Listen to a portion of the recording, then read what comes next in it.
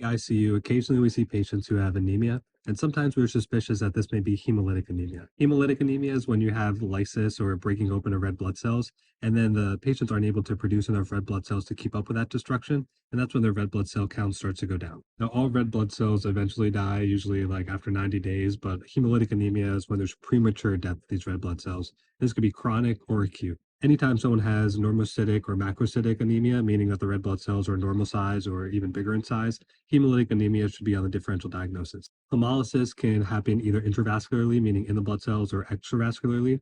It's more common to have extravascular causes. Usually, the primary mechanism for when there's extravascular hemolysis is sequestration in the spleen, and that happens because red blood cells don't have the ability to change their shape or deform, and then they end up getting stuck in the spleen and then get eaten up or phagocytosed by macrophages. There are other immune mediated, like antibody mediated or complement mediated reactions to red blood cells that can cause destruction of these red blood cells. And this can happen either extravascular or intravascular. And then intravascularly, the mechanisms for direct red blood cell destruction usually comes from oxidation, which can happen from medications. And you can also have direct injuries from like mechanical devices in the heart or even other thrombi around the heart or around other blood vessels that shear blood vessels as they're going through the vasculature.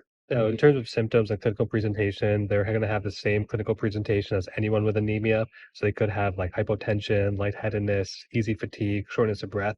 But some of the ones more specific to hemolysis are going to be jaundice and sometimes even hematuria. In terms of laboratory workup for these patients, you're going to want to get a CBC and then make sure that this is normocytic or macrocytic.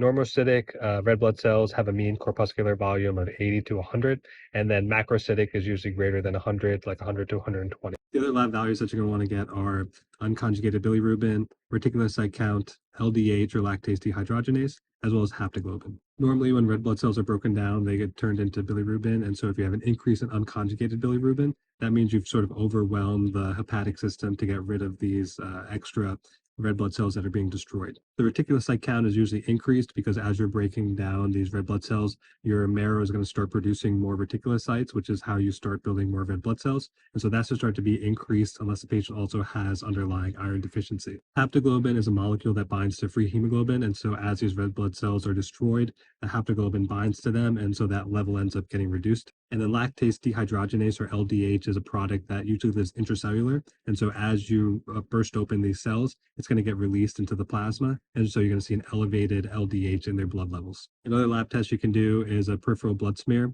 where the pathologist will look at the blood cells under a microscope and actually look at the morphology of the blood cells, looking for something like spherocytes, schistocytes, as well as bite cells or blister cells. And this can be diagnostic for one of the hemolytic anemia diagnosis that is possibly occurring. Lastly, a direct antiglobulin test can also differentiate immune causes from non-immune causes for hemolytic anemias. The treatment for hemolytic anemia is really just supportive. So as patients develop anemia, if their blood levels drop below for hemoglobin a level of 7, then we'll typically transfuse them.